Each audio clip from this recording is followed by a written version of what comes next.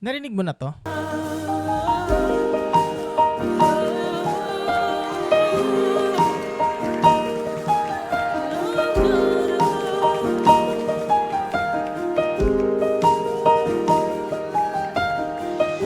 Bigyan kita ng 3 ways kung paano tutugtugin. Favorite ko yung pangatlo, kaya stay tuned. Now, bago tayo tuluyang mag-start, meron tayong playlist dito ng worship, piano, ambient.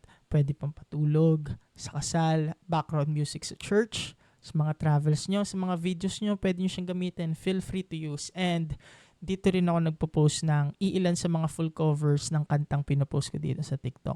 And if gusto mong simulan yung worship piano journey but confused ka sa mga tutorials online, I'll be having one-on-one keyboard lessons and i-announce ko ang further details dito sa aking Facebook page. 2 chords lang ang gagamitin natin. Isang A flat or G sharp and isang G. Pero let's spice things up. Pwede tayong gumamit ng G sharp major 7 and isang E flat add 9 over G. And yung transition ng chords, medyo tricky siya. Falls under 1, 2, 3, 4, 1, 2, 3, 4, 1, 2, 3, 4, 1, 2, 3, 4. Next naman is the melody. Now, this is where it gets really tricky. Sisimulan natin siya sa lick na to. After ng lick na to, dun lang mag-start yung count natin. 1, 2, 3, 4, 1, 2, 3, 4, 1, 2, 3, 4, 1, 2. Bitin natin.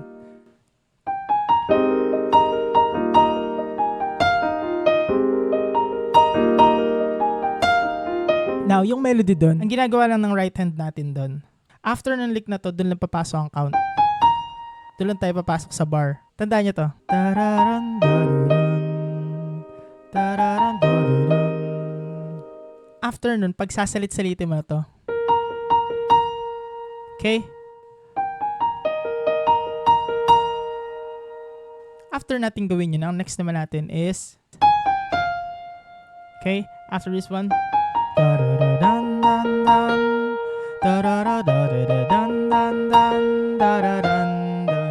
now after nun, medyo hirap na siya sa part na to, kailangan ng matinding coordination. So,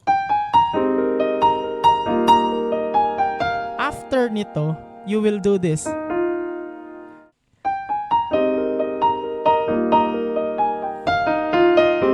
Review natin. Unang lick natin, doon lang papasok ang count.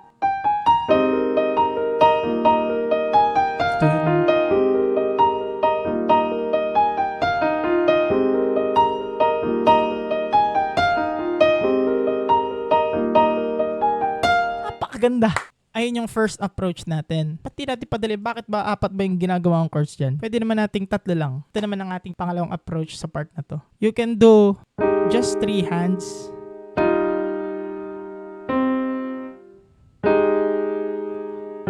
Same lang yan. Same lang yan. Mas rich lang yung sound niya kapag meron pa tayo B flat dito. Pag sinasama natin yung B. Now, ang second approach natin is this. May ganun pa rin. Mariretain pa rin tong part na to.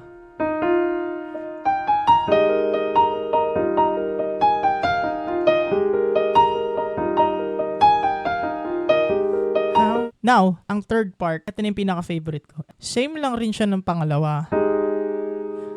But it gets really trickier dahil gumagapang siya. Nag-RPGate siya. RPGate? May term ba na ganun? Teka, search ko lang. Yes, meron nga. Sorry. Ang last part natin, same lang siya. Yung sa left hand na part, same lang siya ng pangalawa natin but nag-RPGate lang siya every time na nagsiswitch tayo ng chord.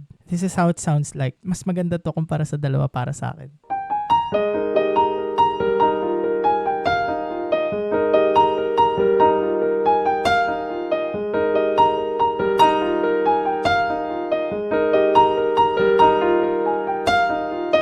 Now, magkaroon tayo ng summary. Ang unang approach natin is this one.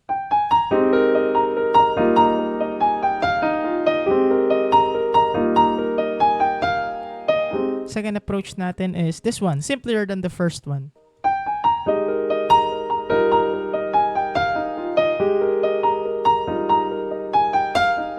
Pinakalas naman natin is somehow kailangan siya ng matinding practice and concentration once na ginawa natin siya. But for me, it is the best. Ito yung pinakamaganda sa lahat. Try natin siya isabay sa kanta. If it's